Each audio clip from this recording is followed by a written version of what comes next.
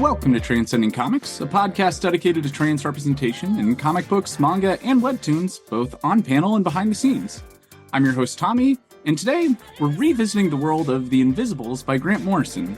But this time, we're going to be taking a look at how this series has impacted real-world practices of chaos magic, specifically with Grant Morrison's proposed concept of the hyper sigil.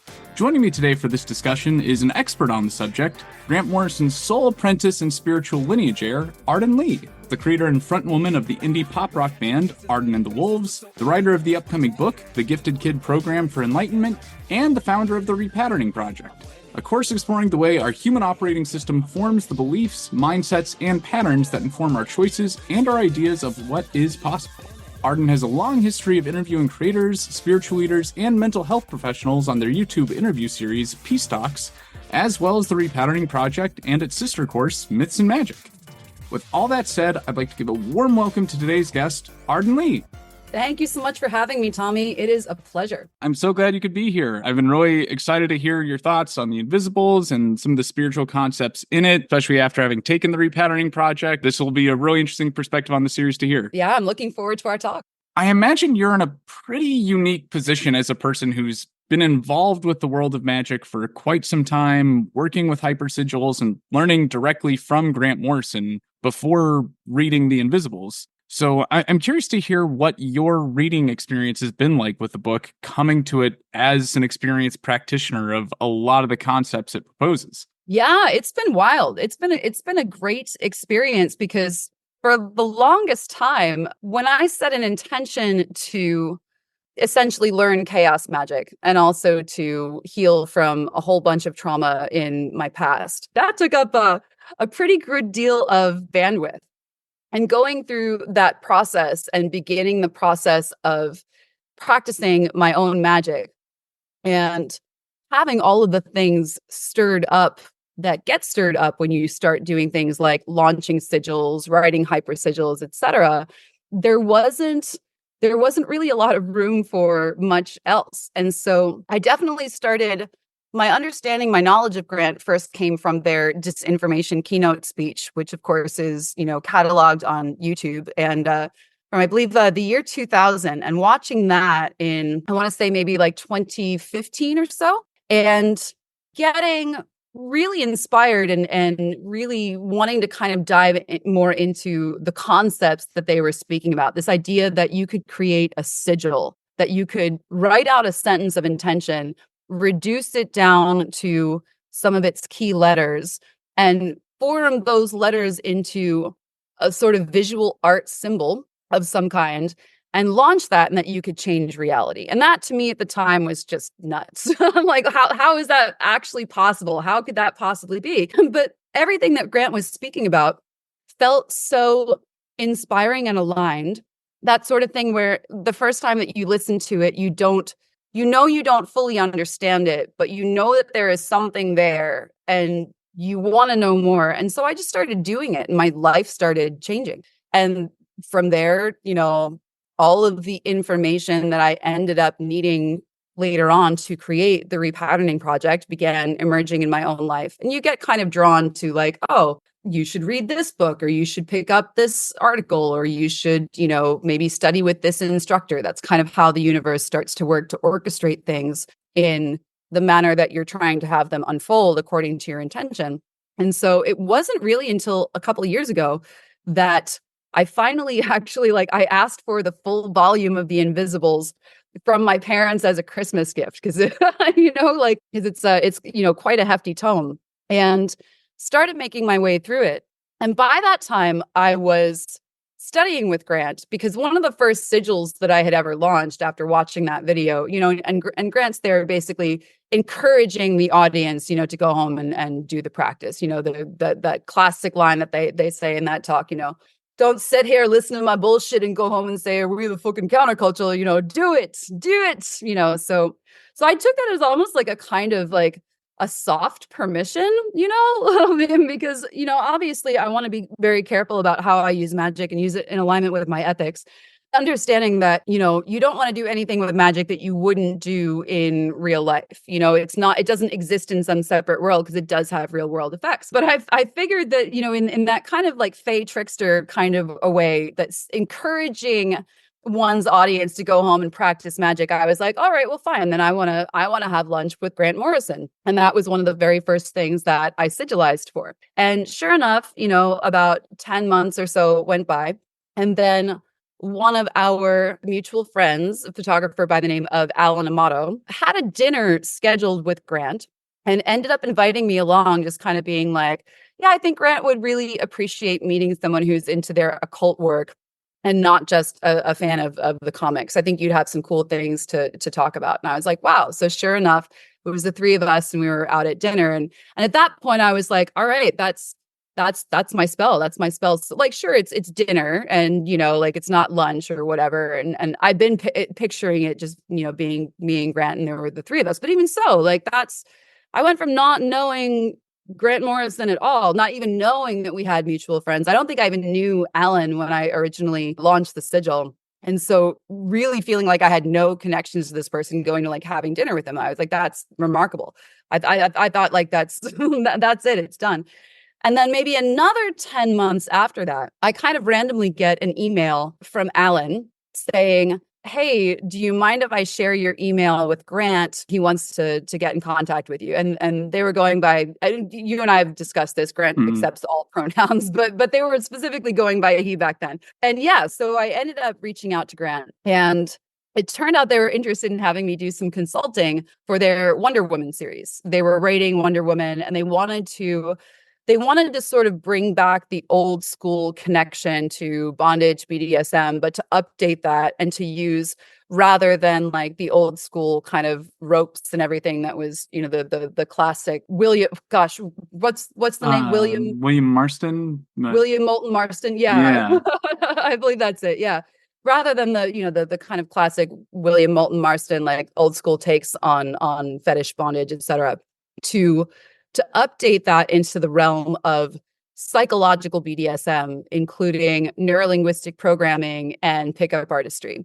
And so Grant was looking for someone to consult on this. And I might be like the person in like literally the most aligned with these three things person in the country, like at that time. Because, you know, I had come from my own background and history in BDSM, and I had actually I was actually I am still. I am a survivor of hypnotic programming in that relationship that I was in. That was very intensive, and both my partner and I studied neurolinguistic programming, got our certifications in it at that time, as well as being in the pickup artistry scene, which I would then later on like go on to write a book for women, you know, regarding pickup or whatever. It's the new rules of attraction. It's very my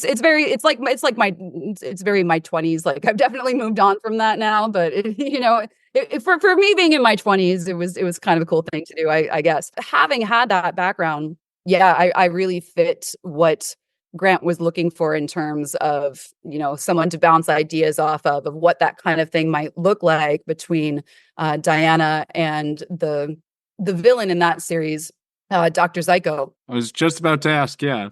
Dr. Psycho was made to be a pickup artist off of this consulting. Yeah, exactly. Yeah, and Grant had that idea before they brought me on, but it was more like to sort of pick up some of the language patterns or the things that they might say, you know, to kind of check that against my knowledge of how, yeah, just how folks in that community might speak, or the vernacular that they might use. So sure enough, you know, Grant and I wrote back to one another, and of course, I said yes, absolutely. I'd be happy to do that consulting or whatnot. And I said, you know, are you still in Los Angeles or whatever? You know, if you're free, I'm happy to meet up. And they wrote back and they said, well, I skip town day after tomorrow, but I have a little spare time in the afternoon tomorrow. Why don't we have lunch? And so there we were. So roughly a year and a half after first casting that sigil, I went from knowing, really like having zero connection to Grant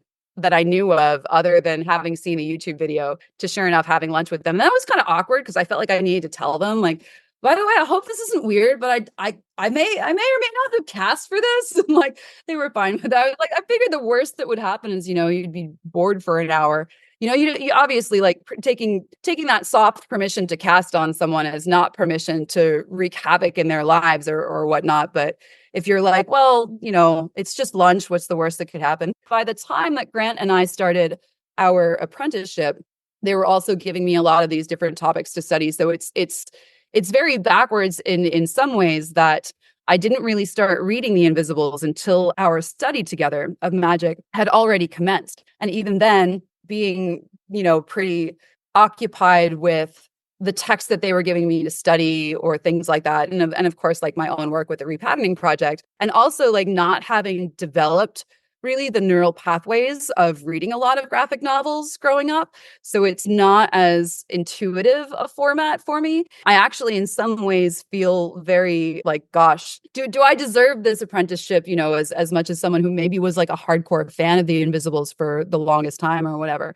But reading it now has just been immensely gratifying because now I'm getting to see these things that Grant has spoken about, come to life. And that quintessential scene that, the flesh-eating bacteria in the face scene that led to Grant's later hospitalization and things like that, seeing the origin of that story and seeing the germination of where some of these things that later on took root in their own life has really been just a fascinating process. So it's definitely been enjoyable. And I think it's one of those things that, I'm making my way through it relatively slowly through my first read. And then my goal is to go through and do a second read that's a lot speedier to get the shape of it overall. And I suspect it's a text that will be with me throughout my entire life that I'll probably not ever quite be done with, even when I am on my deathbed, because it is so richly layered, and the text is so richly dense with meaning that even watching Grant's disinformation keynote, it's like even just them speaking off the cuff it is so rich and densely layered that it took me a good 5 years of going back and watching that speech every few months or so before I really felt like I understood and integrated all of the concepts that are in it. So with something as great as The Invisibles, I am sure that it will be a lifelong companion.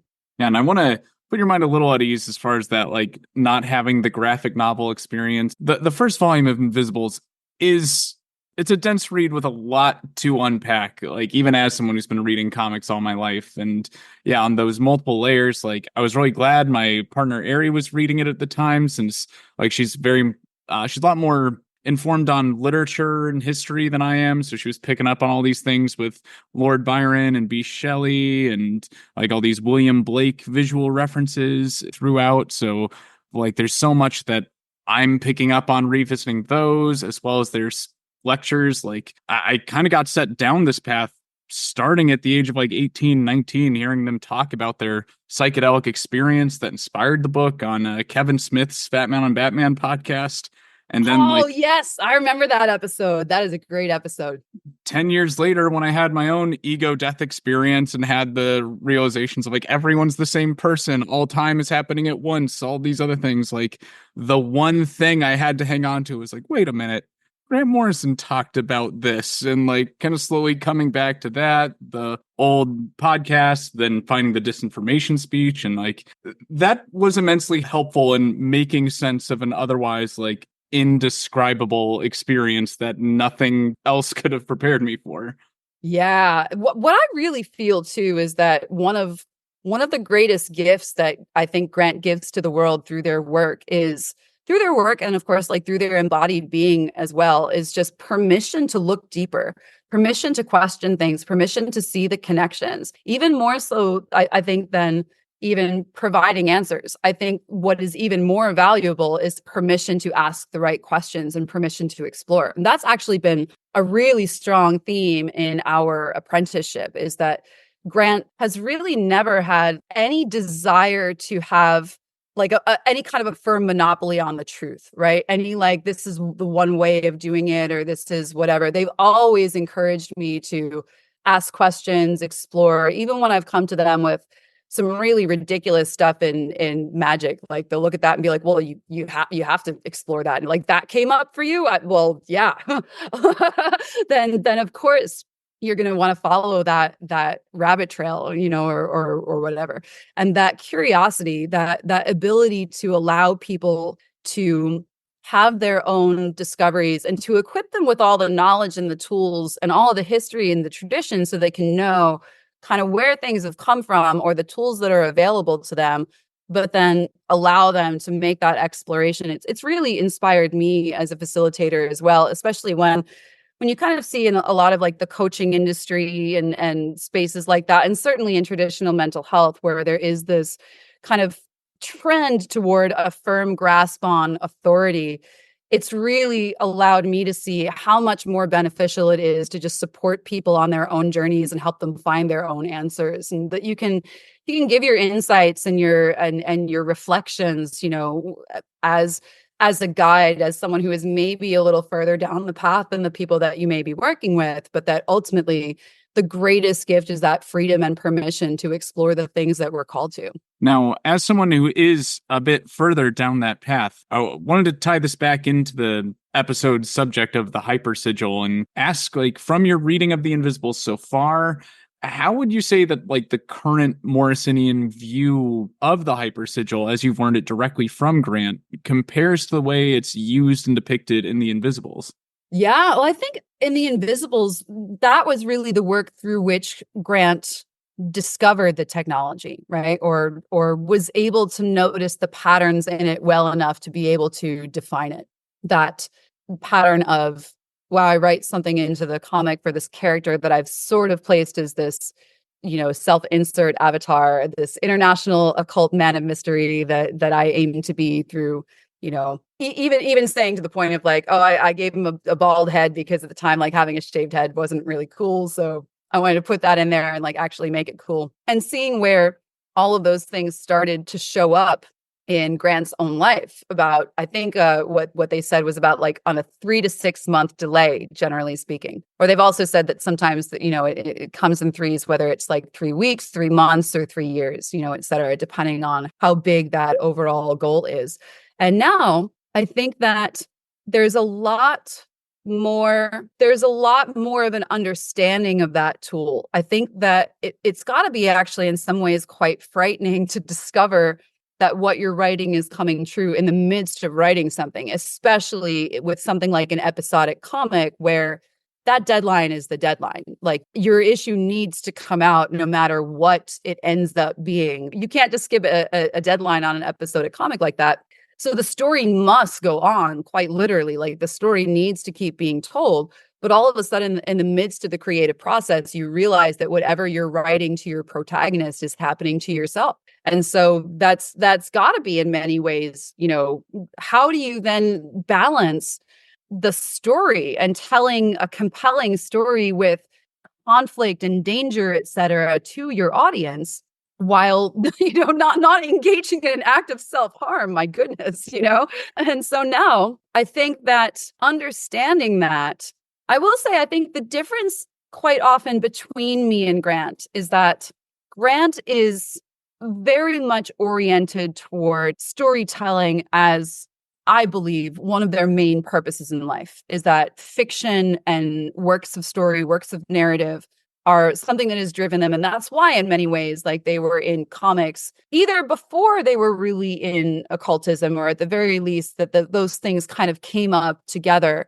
I guess you could kind of argue that Grant was working in comics, before the big, the trip to Kathmandu, the abduction by aliens, and the great opening up of all that. But yeah, that drive for storytelling, I believe, is very inherent to literally just Grant's way of being. And I'm sure you recall from one of their Substack letters about where the character of the writer in another comic that had been based on them, like, ultimately faced their demise with having writer's block and being unable to defend themselves against, what the bestiomorphs that were attacking, because they couldn't think of the thing to write next. And Grant was one of, like, it's one, actually, like, one of my favorite passages of their writing, because they're just so indignant about that. And they were like, it's the one thing that my colleagues, put an avatar of me in a comic, need to kill him off or whatever. I could have let that slide. But writer's block, if there's ever one thing that I have never faced in my life, it is an episode of writer's block. I would have just written Bestiomorphs turn vegan and been done with it. So that's less so my own practice. I don't have a constitution that is overly geared toward fiction. For me, it's much more about what is my own story, what is my own process, and my own kind of like very autistic way of interfacing with the world. I find that my pattern in my work is I go through something, I process it, I manage to make sense of it or systematize it, and then I pass that on to other people, whether that's something like a dating book, which looking back at the New Rules of Attraction was literally me as an undiagnosed autistic femme who was trying to make sense of a neurotypical dating world by systematizing everything. I got chewed to bits for that. Like, oh, she's a traitor to her gender and whatever. I'm like, y'all made these unspoken rules and you're mad at me for writing them down. You know? So where Grant's work is concerned, I think the story, the fiction often takes precedence because that is so very much in alignment with just the way that Grant expresses themselves in the world is through these narratives and through these stories and through this imagination. And for me, it's always sort of been about what am I dealing with? What is the challenge that I'm dealing with? The Repatterning Project, same thing, me going through a spiritual awakening, essentially, and then systematizing that and being able to confer it to other people. And even in my music, which is far more personal and far more right-brained than writing a book about something or teaching a course about something, it's still this sense of I'm going through this emotional process and I'm writing my way through it. And by the time I get to the end of this album, I will have arrived at a solution. And if you see my process through it, then you'll be able to somehow understand it and potentially replicate it for yourself. So for me, I think the transmutation process is much more key. And in Grant's work, the fiction aspect, the narrative storytelling aspect is much more toward the forefront. So for me, I think the hypersigil aspect of the magic is, kind of even the point of the music that I make. Whereas I think that even if magic were not real, which heaven forbid, I mean, it is, and thank God it is, Grant would still be telling stories and writing fiction. I know plenty of authors use self-insert characters in their works, but outside of Grant Morrison and Philip K. Dick and maybe one or two other examples, I rarely hear about those writers finding these stories and events coming true in their own lives. So what would you say designates a story as a hypersigil outside of those that just happen to feature a self-insert character? That's a great question. I'm going to say first off, I do think that there is I'm like, gosh, do I really want to get into like the witch blood discussion, which as I'm sure you've seen on Facebook in this past year in the occult community, it's been a great source of contention. But I do think there is something to be said for folks who have natural magical gifts and stumbling into their magic in ways that other folks who may be doing something, without a certain intention may not have that sort of happy or unhappy accident happen. For me at this point, I certainly had a very shocking awakening moment when I realized that I did not have to have an intention of creating magic in writing and singing a song for it to come true. And that there were things that I had written. This happened to me in 2022. So about 2 years ago. And I made a YouTube video on it at the time. I think it's called Hypersigils Revisited. And it's basically like, what do you do? Am I responsible now for literally every song I write? What if I do want to write something that is just fiction, And what I learned since is that there are signs in my own expression and history. So by expression, I mean like neurodivergence, the expression of my consciousness, certain, habits or ways of thinking or being that are linked to my neurodevelopment in many ways. And as well as by history, my timeline, certain events that have happened in my past that line up with a very specific kind of witch blood lineage. And while there is always like a wound that comes along with that gift, there is also a gift that comes along with that gift. It's one of those things where, you know, you pay a price for it, but there is a blessing. It's kind of got to be both to be able to be evened out. And my specific gift that comes with that lineage that matches up with my history and expression is that everything I sing comes true. So at this point, for me, our friend Alexander Moore over at Practical Occult has said to me at times, like, Arden, I don't think you could even sing Mary Had a Little Lamb without all of a sudden causing like a few Marys across the country to suddenly decide that they want to, you know, go into agriculture or something like that, you know? So it is something where I am now really cautious about what I write in my songs. I actually have not written another original song since that revelation came through for me about the, you know, the lineage, etc. Which is not to say that I'm like now scared of it or whatever. It's actually more that I'm at a pretty strong stopping point with the music that I have written and waiting for that to come out and for all that to, you know, it's not really time for me to move forward creatively yet. But yeah, it is for me anyway, something that I consider a pretty big responsibility. And I don't know how much to, like, I'm certainly not going to tell other people what works for them. And if they are writing self-insert characters and either things are happening or nothing is happening and they're fine with that, then that's fine. What happens when we write things that come true, since, as you mentioned, all time is happening at once, etc. This is less, and I'm not sure.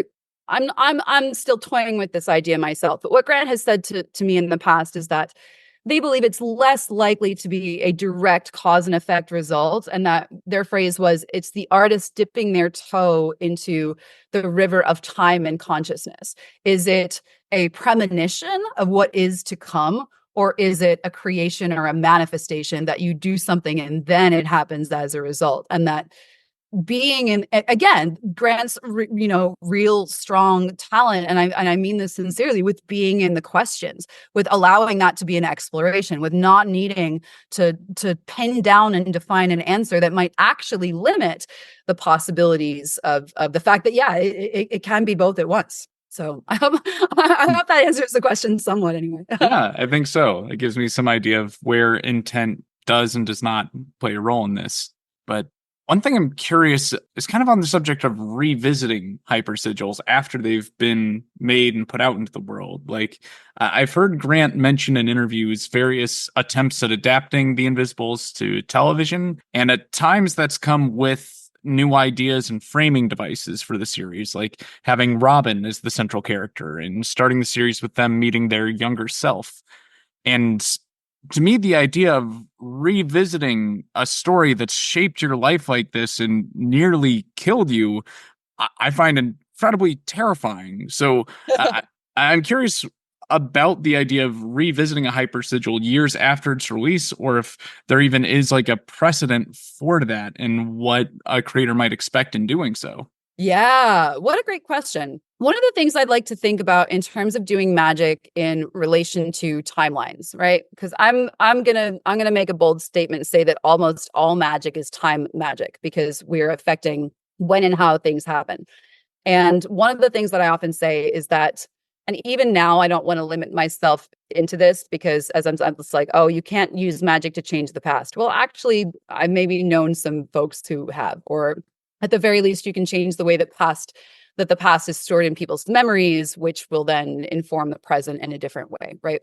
So maybe this is not entirely true, but for the sake of rhetoric for right now, you can't necessarily do magic to change the past. But what you can do is, if you've done magic in the past that you want to change or that you wish you had done differently, you can do magic in the present to adapt to whatever it is going forward, right? You can't take something back, but you can fix it from this point forward, going forward like that. So it would be interesting to see what happens with a story being revisited and adapted in that capacity. But I think that much of what Grant wants to achieve with that aim is keeping the story fresh, keeping the story relevant for a new generation, And also, I think it's just very in alignment with Grant's sort of sense of infinite possibility of not wanting to do the same thing over and over and over again, of always using that as an opportunity to tell a new story, to tell something from a different angle, just because Grant is so deeply aligned with storytelling.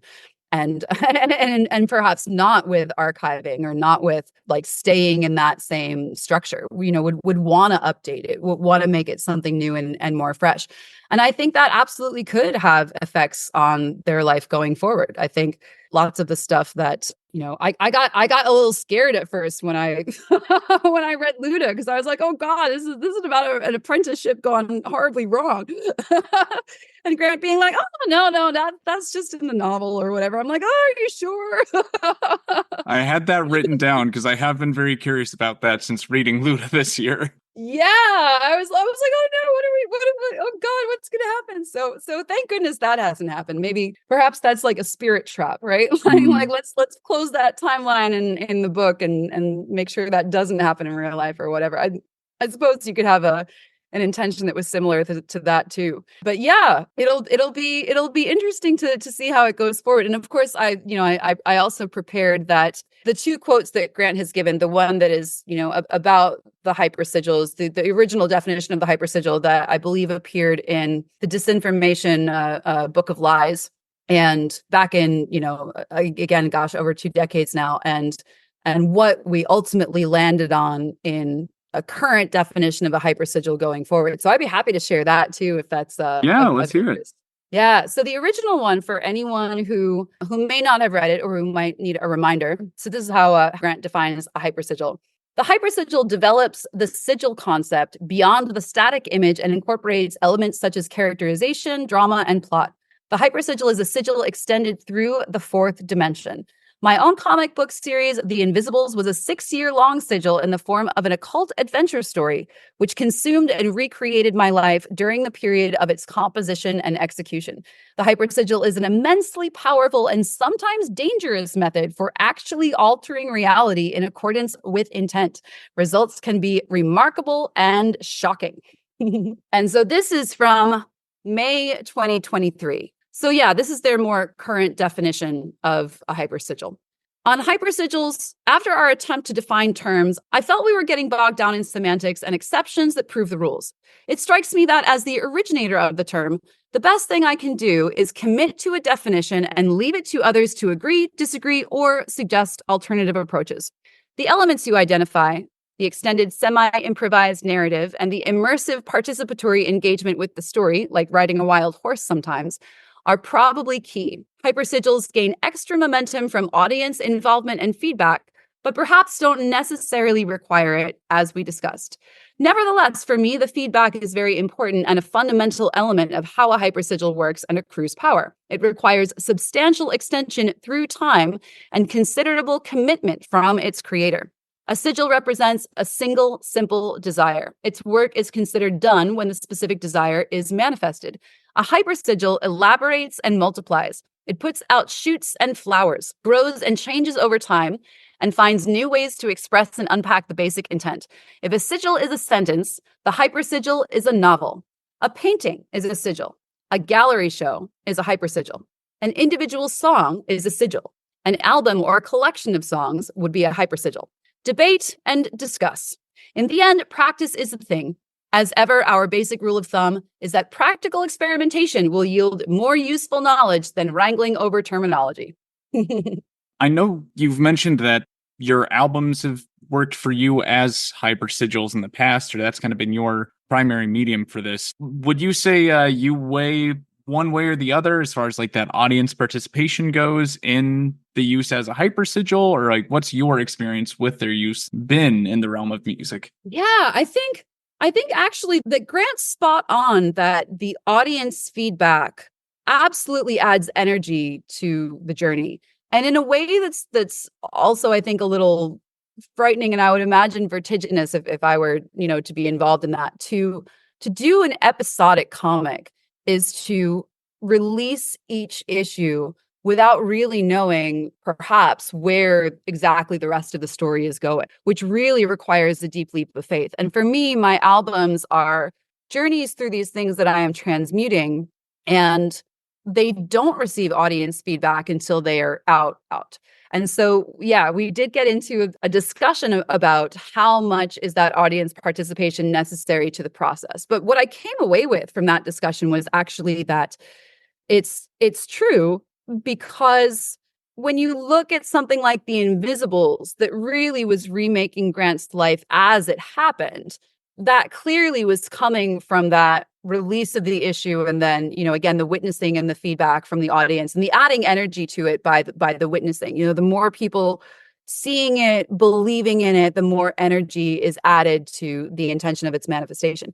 And for me, what I realized was, I was like, well, actually, it's not that I'm not getting audience feedback. It's just that the feedback that I'm getting on the album as I'm making it is from a very small circle. It's from, my producers, my music mentors, and from, close inner circle folks that I'm sharing that process with. But there's no question that the biggest and most powerful effects of the magic happen when the album is released. So for me, it's almost kind of like I'm going through this personal process or journey that maybe in some ways I'm sharing a little bit about, and maybe people are seeing me kind of go through it. But until the album is out there isn't that burst of energy. When the album comes out, what I've noticed is that it'll be like, gosh, I guess, and it's been a while since the last one, since I have one coming out next year, but there was this burst of energy for a good 3 months or so, where everything finally caught up to where I had written it to, where I finally felt like everything has been put out there, everything has now been transmuted, and now this is done. After that 3 months had passed, feeling like, oh wow, this has now landed. I have fully gone through this journey and come out the other side of it. And that witnessing and that validation that comes out when the album comes out is kind of like crossing the finish line in that sense for me. I think in the sense of writing an episodic comic, like Grant did with The Invisibles, you're taking every step as a leap of faith, trusting that the next one will be there and the next one will be there. And I may be doing that in my own process in the studio, very much in some capacities, because I'm writing one song and then the next song and then the next song. But I do still have them all like to myself to change them, or improve upon them if I need to. And granted, I usually don't, mostly because I'm autistic and I'm very like, once I write something, I want it. I'm like, no, now it's set. I'm like, no, I'm not changing it again. So yeah, it does absolutely receive that amplification from the audience. But I think both ways of doing the process are valid. I just have to sort of remember, especially at this point in the journey. And again, I've got an album that my latest divination says is going to come out in May. Should hopefully be finished by either the end of the year or the beginning of next year. And then there will be that lead up time, and to do all the press stuff and prepare everything for it to actually be released into the world. And when that happens, in my understanding, there's going to be a great deal of movement around that intention, and around the intention itself, and also around the sort of victory of having pulled it off. Knock on wood. As far as putting oneself into this equation, I know that in your Myths and Magic course, you talk quite a bit about the idea of the fiction suit. And I know that's another concept that Grant Morrison has talked about in some of their essays on Substack and elsewhere.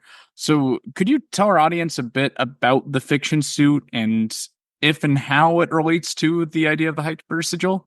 Yeah, absolutely. The way I think of a fiction suit is essentially, I think of it as a really playful, and in that way, I think even more authentic way of talking about our ego. It's who we are when we walk through the world. It reminds me of that quote from RuPaul where they say, whatever you put on when you get out of the shower is your drag, because there is no way to not make a choice, right? I mean, you can try to not make a choice, but even so, even if you're going with the default, even if you're someone who is, about as quote unquote normie as you can get, someone who's, waking up and putting on a pair of khakis and a button down because that's what everybody wears at work and that's become their entire personality.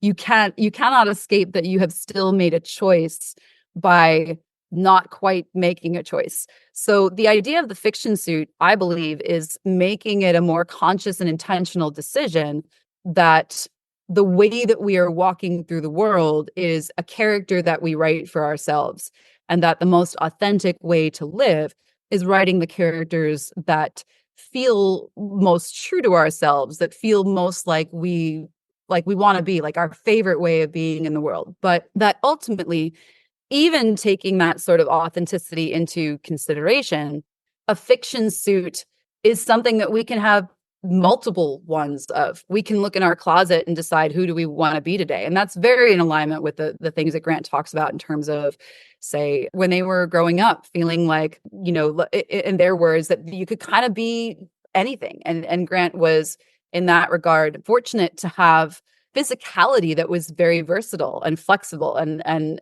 adaptive, dressing, in drag one day and dressing in a business suit the next day, dressing in the velvet punk mod suit, in their band back in the day, and things along those lines. This permission, this freedom to be anyone.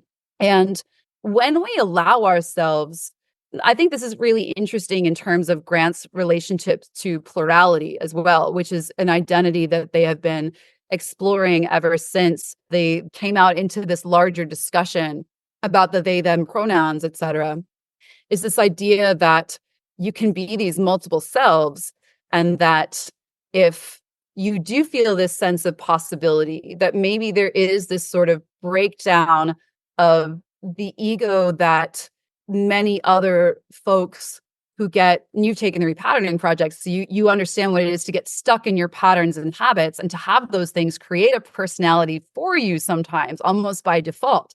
Whereas if you are a seeker like Grant, and you've done a bunch of psychedelics, and you have explored these infinite possibilities in your own mind, and you are, quite likely also born with extraordinary gifts or insights or things like that, or just a different way of being in the world that is not your typical normal way of kind of going through life by default or whatnot. These parts of yourself can be given the space to actually develop. And something that I learned in the past year that I find absolutely fascinating is that, like, we all understand that DID, like dissociative identity disorder, this idea, which used to be called multiple personality disorder, and which Grant in their 2000 disinformation keynote kind of said, hey, what if those folks with multiple, quote unquote, multiple personality disorder are the next, like they are the next evolved mutants, because they can, they can access a part of themselves that feels this way or likes that or whatever. And so you become more adaptive, more flexible. The law of requisite variety basically states that the element with the greatest flexibility in any system is going to be the element that is most powerful, the one that can respond to the most different sets of circumstances, with an adaptive response. So looking at that and looking at Grant's sense of multiple selves coming from this space of sort of infinite possibility, being given a physicality in which they did feel like they could kind of dress up as anything that they wanted to be.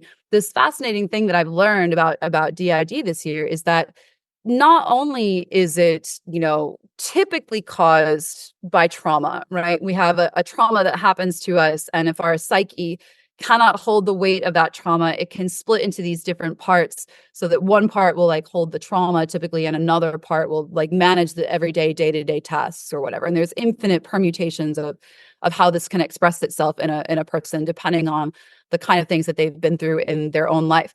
But something that I learned that really fascinated me is that folks who spend time as undercover agents for an extended amount of time there have been like studies or reports of this, can develop the same part switching as a person with natural organic DID, which is fascinating if you think about it, especially considering that, I used to date Joss Whedon, because I was so drawn to his show Dollhouse, and that in second season of Dollhouse, like that's something that happens to the main doll, is she starts like accidentally saying the wrong name of like another personality that's been downloaded to her program when she's out on a mission. Like she starts glitching like that. So that actually has happened to undercover agents in the field. They will all of a sudden, like they will switch between parts. And my feeling about this is that when we are being a certain way, we are training our neural pathways to be that way.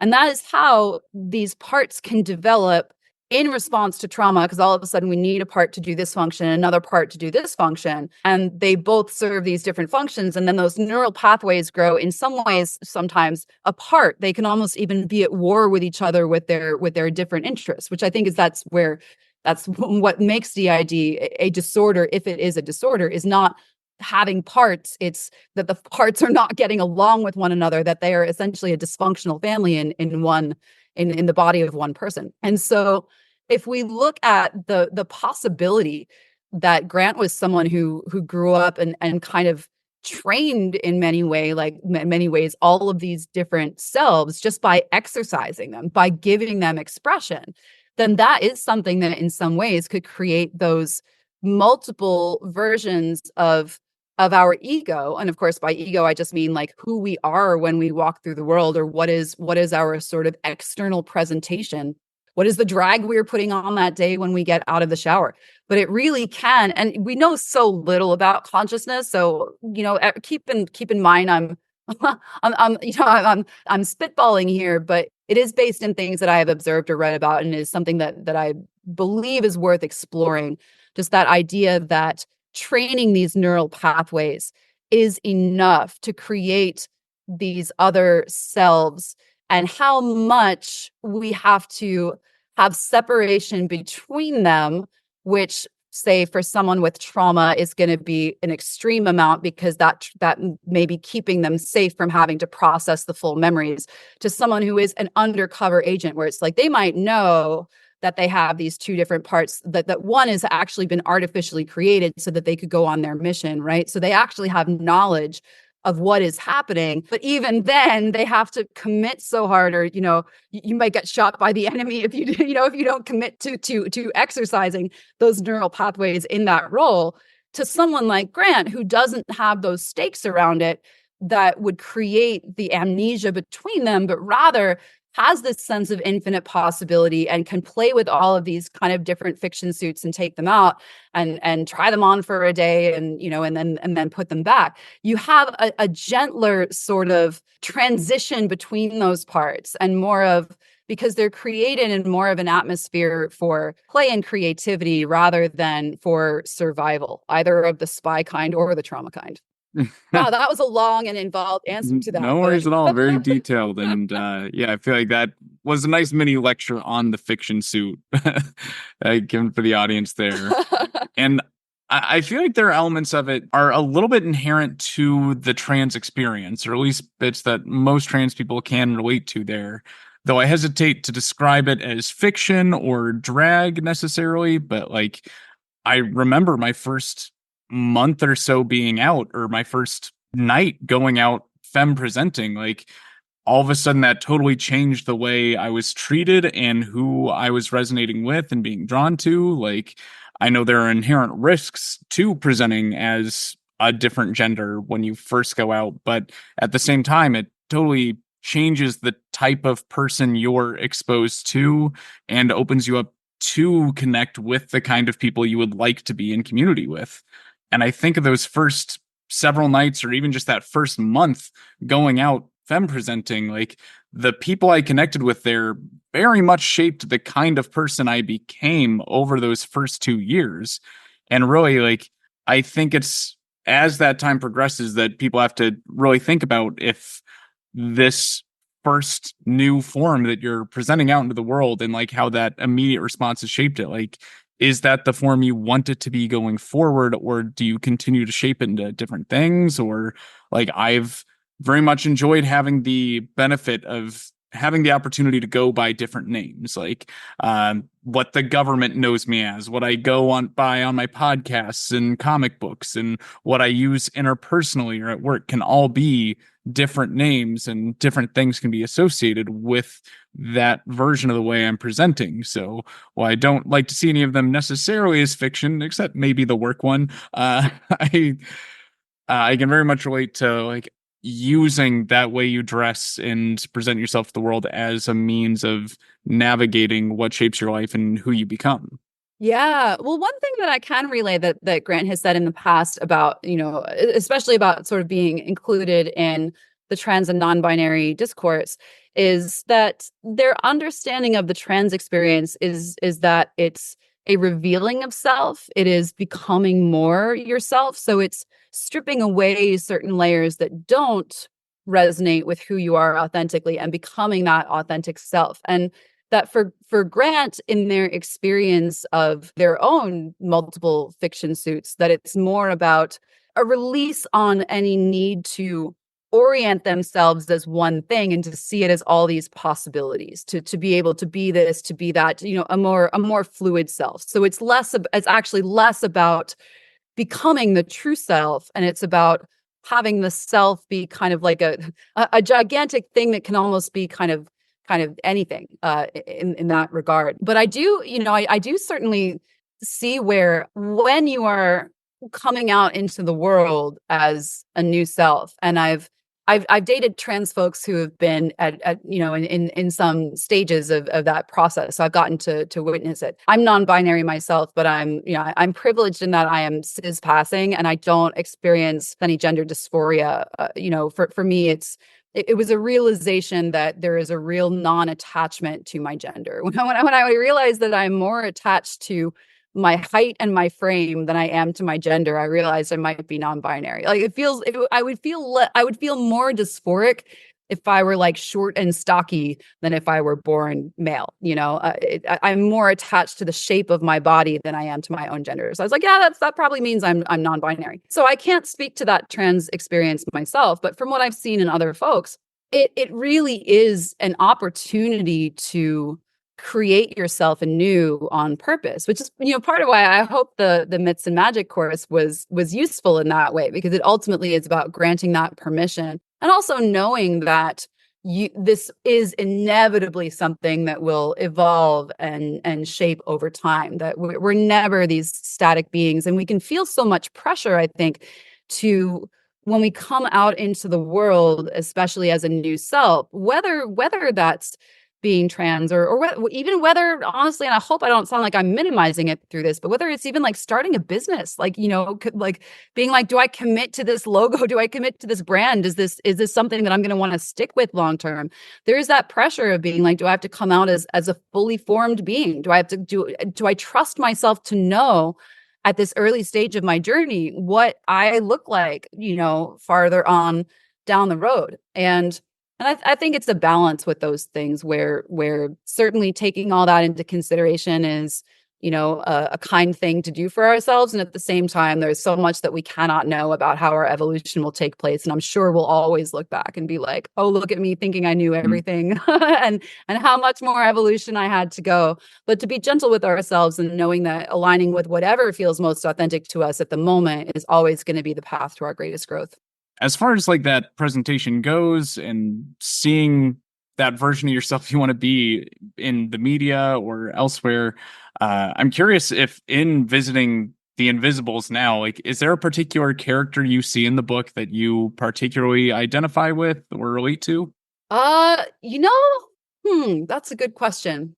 As a former sex worker, there was more in my past that I related to in Lord Fanny that was actually like comfortable for me, to be honest with you.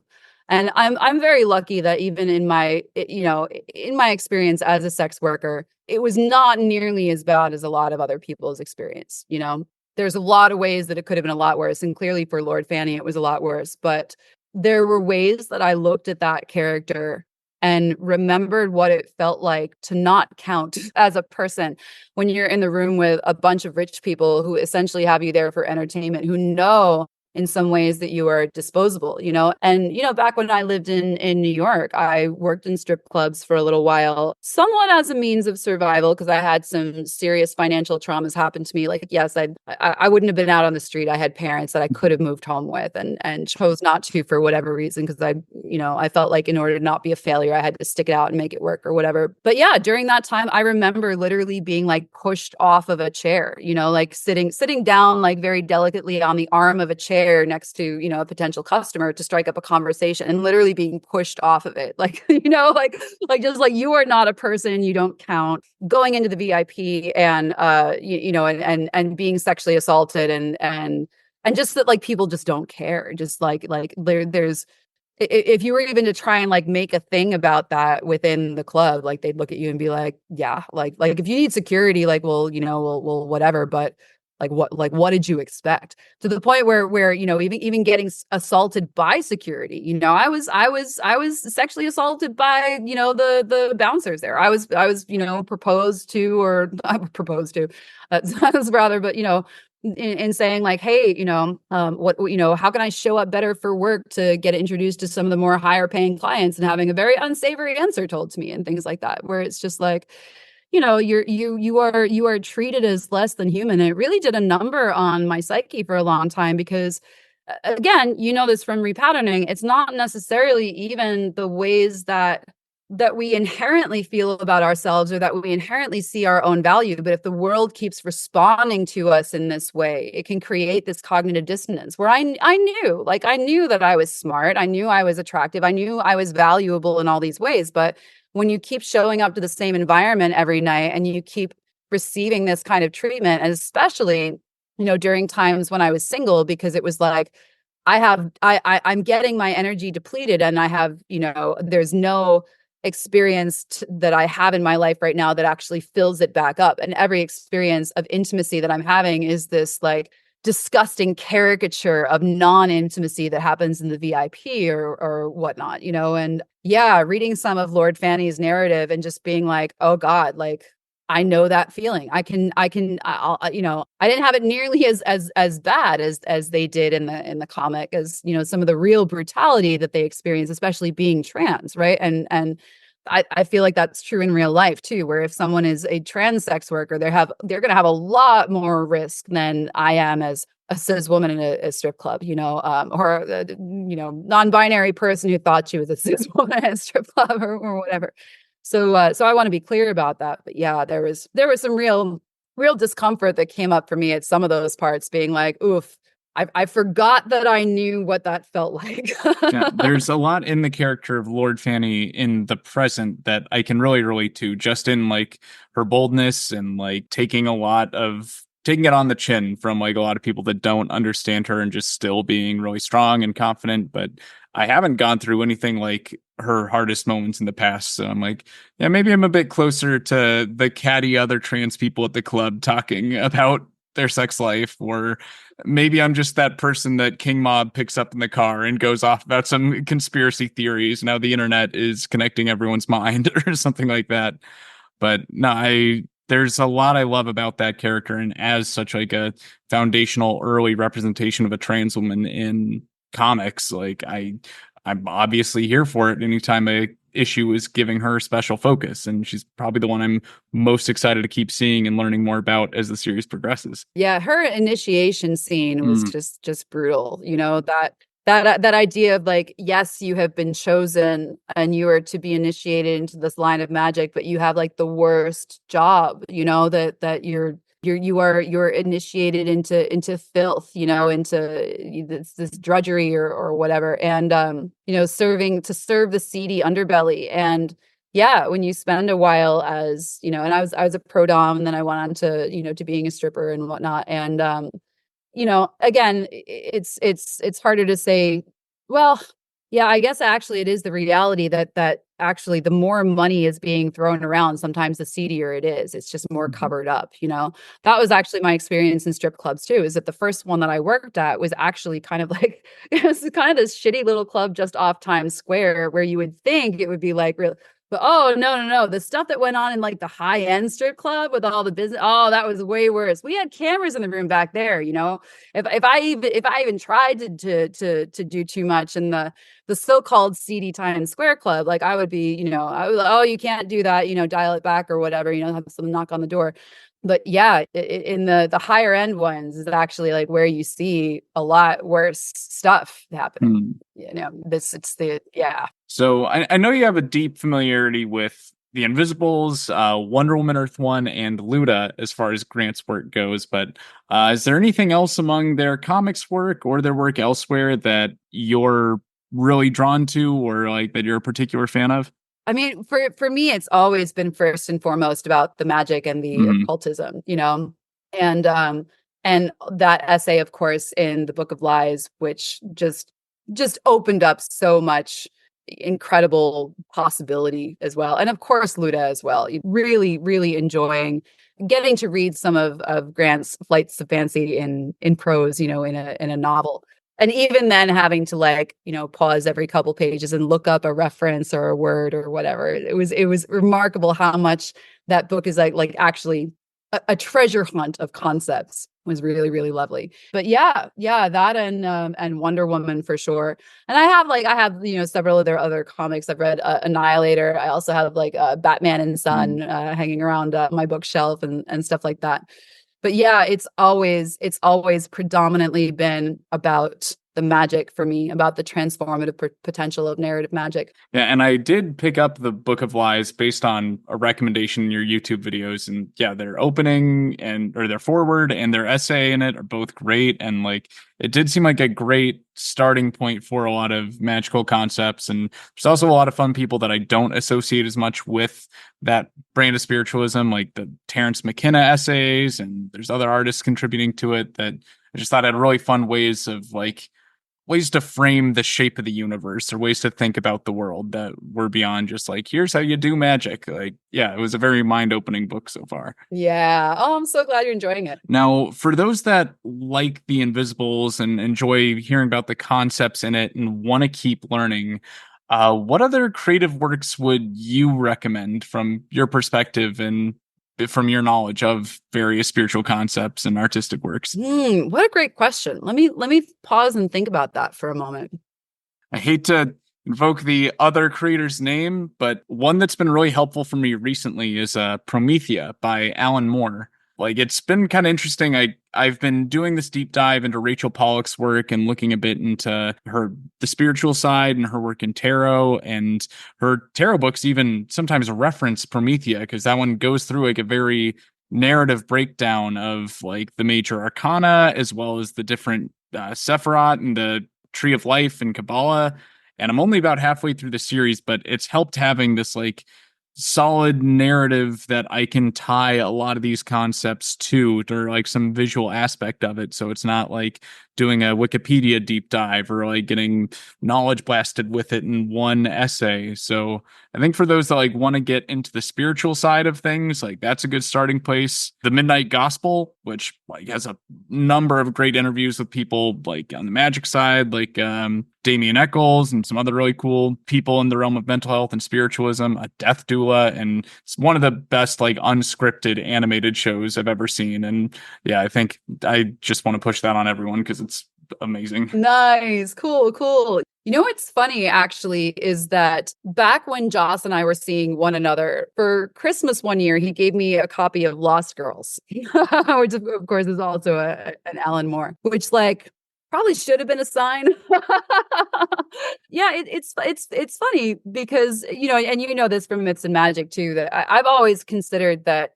I think Alan Moore seems to take that enemyship between him and Grant a lot more seriously than Grant takes it. For Grant, I think it's more of the archetypal struggle, right? That idea of them both coming up so similarly and yet so different that there almost has to be that battle, that clash of wills. And I'm paraphrasing, but I know that that's something that Grant has mentioned themselves. And of course, I am a big fan of having a nemesis, because having a nemesis helps you define what you stand for. Because whatever you stand for in the world, there is going to be someone who stands for the opposite. Someone who is maybe so similar to you and yet so different that there has to be that clash of wills. And so mine's Teal Swan. That idea of someone who is doing something that is in some ways so similar to me, and that I see these pockets of shadow, these patterns and habits of exploitation, et cetera, that go on with her. But I'm very grateful to her, because man, there is nothing more motivating than seeing someone else doing what you're doing less well than you think you potentially could do it yourself. Mm-hmm. So in terms of other books, I really am so much of a nonfiction reader. And so it's hard for me to recommend similar things in that vein because, and I don't say that, like, I know there's some people who are like, oh, I don't read fiction. But I don't feel that way. It's just what I happen to be drawn to. And I think it's because I am so very left brained and so very process oriented that it just suits my brain expression a lot better.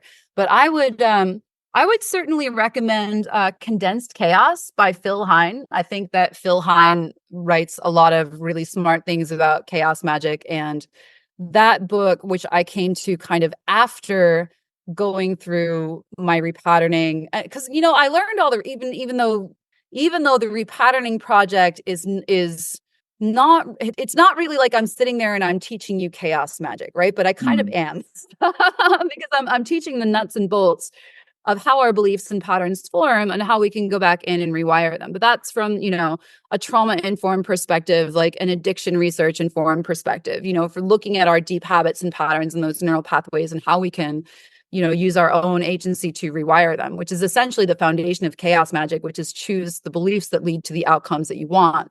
So if you can repattern yourself, then you can align yourself internally with the results that you want externally. So in that vein, most of what I got out of most of what I got out of my own repatterning process that I put into the Repatterning Project was books like The Body Keeps the Score by Bessel van der Kolk and Unbroken Brain by Maya Salovitz, Wired for Love by Dr. Stan Tatkin. Certainly my NLP certification that, all those years after the pickup artistry actually came in handy for, my own spiritual awakening and self-improvement. The PTSI, right? The Post-Traumatic Stress Index by, David, Patrick Carnes and David Delmonico. Becoming Supernatural by Joe Dispenza, right? Things along those lines. So those were for me really where I think I needed in some ways that really grounded sort of trauma informed, which is ironic now considering how much I am slowly distancing myself from institutional mental health care just because of how much I have seen it fail myself and other people. But coming into my understanding of repatterning, I think at that time it was almost kind of important to me to feel like, oh, this is backed up by science, by psychology or whatever. These people have letters after their names or whatnot. So I got all the information that I needed, but it really, with the exception of the Joe Dispenza, and even that kind of came toward the end of that process, as that is in the week 7 material. It really was less about magic and really more about putting together the pieces of what we had in our current research in psychology and in understanding our, and in neuroscience, understanding our mind-body systems. That was what allowed me to create that work, which I know is probably not nearly as exciting, but for me, it was definitely what I needed at the time. And the way that it was explained definitely was out there to really light me up. So I think, the other teachers just that I'll recommend, and maybe this is less for narrative magic and fiction suits and things like that. But for those who are interested in occultism, I really love the classes both by Alexander Moore of Practical Occults and Jason Miller of Strategic Sorcery. Jason has also written a number of books. I believe Alex plans on Alex is actually a fiction writer. So I think he may end up writing some practical, magic how-tos as well during his lifetime. But we will in the future, have some exciting fiction to look forward to from him. And yeah, but also the books that Jason Miller has written, I think are really great guides to the magic that is currently available out there. Now, as we bring the episode to a close, I like to end with a question tailored specifically to the guest or a fun side topic to what's at hand. And in the letters column of one of the next issues of The Invisibles I'll be covering on the show, a fan wrote in a detailed breakdown of how the Spice Girls fit the mold of an invisible cell, and they have the same imagery and messaging behind them. And so my question for you then is, as someone who's been involved in the music industry for the last several years, what band do you suspect most could be an invisible cell? This was a more challenging question than I anticipated, but I did ultimately land on an answer. And it caused me to think actually in many ways about the ways that the Spice Girls were an incredibly popular band at a very specific time in history where there was a strong divide between mainstream media and, audience consumer culture, because you still had traditional labels back then. This is before the days of social media. This was not something where you could kind of come up on your own. You had to have that sort of almost institutional permission to succeed. And as a result, there were far fewer bands out that were able to be known than there are today. Like today, and it is a blessing in many ways. Like anyone can upload their music to Spotify, and I think we should all have permission to put our art out there into the world. But what that means actually is that there may never be that confluence of circumstances where we have this band that is put together and that is thrust into the mainstream that ends up being so big for what it was at the time, which was really enormous. When you consider like the movie and everything that was made out of it, the culture that came out of it, it was absolutely huge. And something like that probably couldn't quite happen in the same way today, just because there's so many more bands and artists who are competing for the same space. But if I really had to think about it and choose, I would say Blackpink. And I know that there's only 4 of them, but I would count like as the 5th member of the cell would have to be their producer, who essentially kind of created them and coached them and produced, their first songs and whatnot. Because if you think about it, their ability to burst into mainstream culture in much of a similar way to the way that the Spice Girls were able to, where it really was this huge, big thing on the scene, like all of a sudden. I think Blackpink replicated that in the best way that they could, given the circumstances of today and what it is like to be an artist today. And you also consider like their producer, and his name is escaping me right now, but I remember in the documentary that came out about them, I remember him talking about like, why do they call it K-pop? It's like, if you have a pop group come out of Italy, I wouldn't call it like I-pop or whatever. Like, why is it? But it is true that like K-pop has swept the world, right? Is this thing that is incredibly popular and incredibly specific. And it comes out of, at least Blackpink anyway, it comes out of this like training camp, where they have all of these young women who are training, practicing, singing, dancing, performing, the whole 9 yards. And then it's very cutthroat. It's competitive. They get cut. It's like being on a reality show, and you end up finally, oh my gosh, we're down to these 4 people. Okay, they're going to be the band. I hope you guys like each other. Congratulations. And you've been competing with each other the whole time, but now you have to all cooperate together or whatever. I think that could be an excellent front for an assassin academy. That's the plot of Zoolander, Arden. So, that's basically the plot of Zoolander right there. Yeah, right. So if there were a band today that would have been an Invisible Cell, I think the ability to create this huge buzz and breakthrough around, like from when they came out, just boom, this instant kind of rise to global fame, right? Coming out of Korea and onto this like international stage right away, coming from all this training and having the one member of the group who is the producer, right? Who's the one who's like the King Mob, who's kind of organizing everyone or planning all the missions and stuff like that. Yeah, if any group is an Invisible Cell right now, I think it's got to be Blackpink. I've struggled to come up with a good answer on my own, especially with modern music. But I mean, things in the past like the Grateful Dead, like not a fan necessarily, but like they spread LSD across the country, and like who knows how much they awoke creatively in people. And like my trans egg and like spiritual egg cracked at a music festival, very much inspired by them. We're full of bands that like jam bands that came from that line of music. There's also Tool, which again, not a fan, but just with how much if you just mention their name around a fan, they'll start going into a rant about holy, like sacred geometry and the shape of the universe, the Fibonacci sequence. I'm like, all right, this checks out. But for modern bands, if there's one I hope is an Invisible Cell, it's a relatively new one called The Last Dinner Party out of the UK. That they've been like #1 on UK billboards. They've toured around the US a bit. and I think they might take off huge because they're kind of like a more indie rock spin on like a lot of the same things Chapel Roan is tapping into. So I think in the next year or two, we'll see them get really big over here as well. And they've got a very distinct visual vibe, kind of like a Victorian dinner party aspect. Like, I think they're projecting their consciousnesses through time or something here. Or they've each got that distinct personality. Something's going to come out of this. Yeah, hearing you describe it like that, I'll also add for contemporary bands, and there's not 5 of them, but in terms of injecting that sort of greater, more awakened consciousness into the collective, I think Walk the Moon is doing a great job with that, and there is as much more Burning Man flavored than Chaos Magic flavored. But they were a band that I listened to that, other than like their singles that were on the radio that I kind of heard here and there. I first did a real deep dive around them in 2018.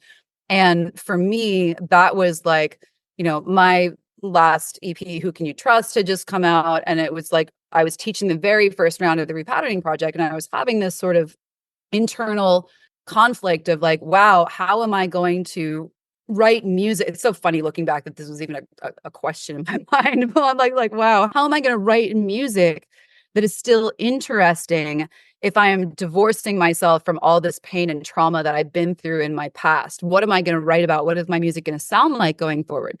And listening to Walk the Moon was like, oh, wow, this is music that it's happy, it's upbeat, it's optimistic, but it does not shy away from the more difficult things in life. And it's also like, it's interesting, it's fun, it's not boring, it's pop and it's rock, but it's not in any way this sort of, it's not vapid in the sense that I had perhaps once thought that just like happy pop songs would have to be. So it helped me also to reconcile in my own journey, like, wow, what am I going to write about? The next song that I wrote for the album that is not coming out next year, because I wrote these albums will be released out of order. I made an 11-track album, and then I made a 7-track album, and the 7-track is coming out next year and the 11-track will be later. But the first song that I wrote on the 11-track album was inspired by Walk the Moon.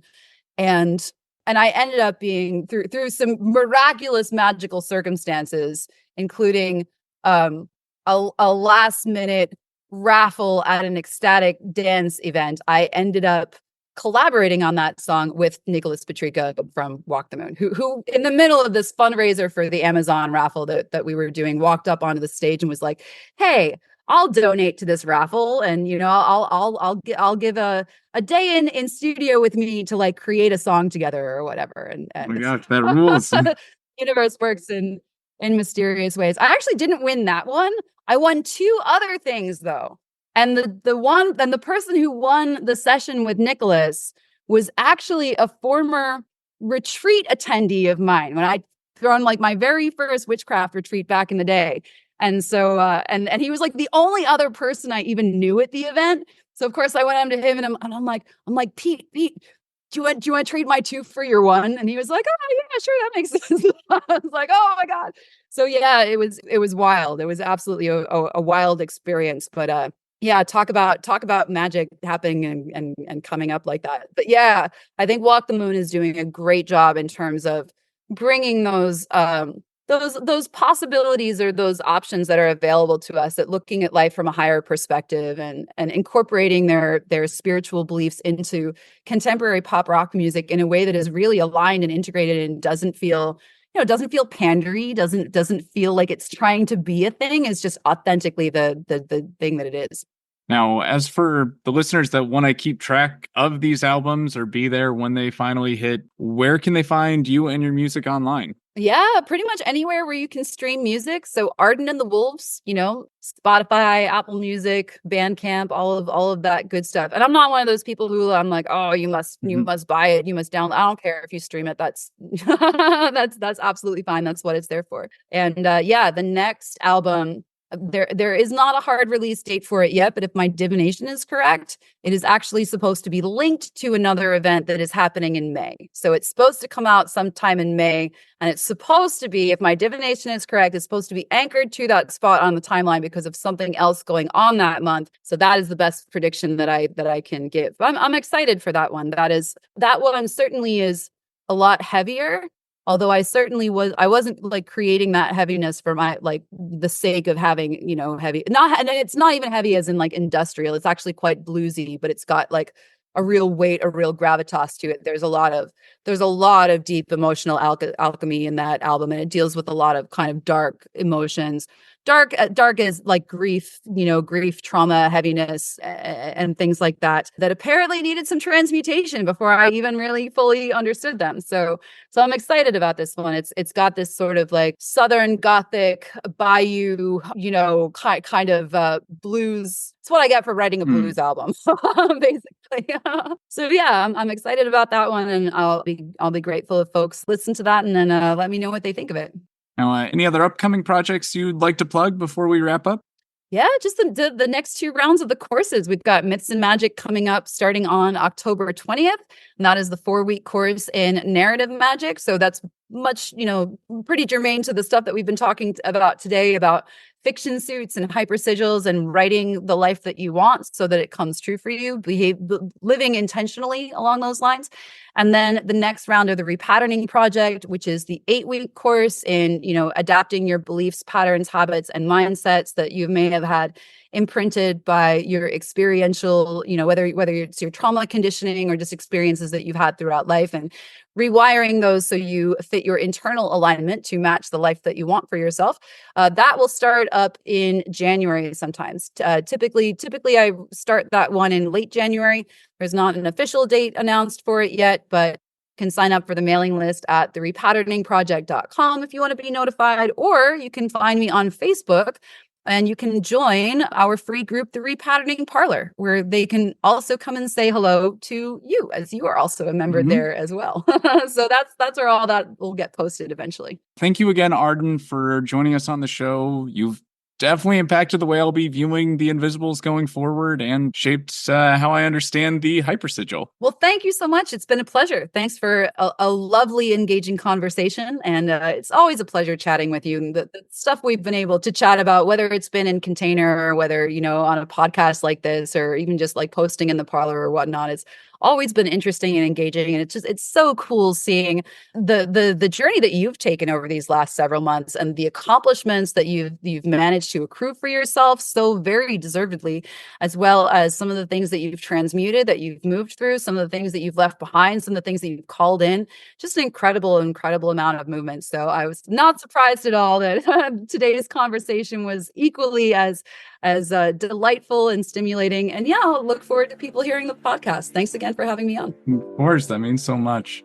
If the listeners at home have requests or recommendations for comics or creators you'd like us to cover in the future, you can send them our way on social media. You can find us on the Transcending Comics Instagram and Facebook page, on Twitter as @TranscendComics, or email us at transcendingcomics@gmail.com. I'd like to thank you again for giving our podcast a chance, and give a special shout out to Ray Day Parade for designing our logo. Our intro and outro music this week is A Little Soul and You've Been Starring by Carlson. You can check out more of his music on carlson.com. Join us again next time as we continue to transcend boundaries and explore the colorful world of trans, non-binary, and genderqueer representation in comic books of all kinds. As the curtains fall on this episode of Transcending Comics, remember that comics have the power to inspire change in countless worlds, including our own. Keep reading, keep writing, and keep transcending.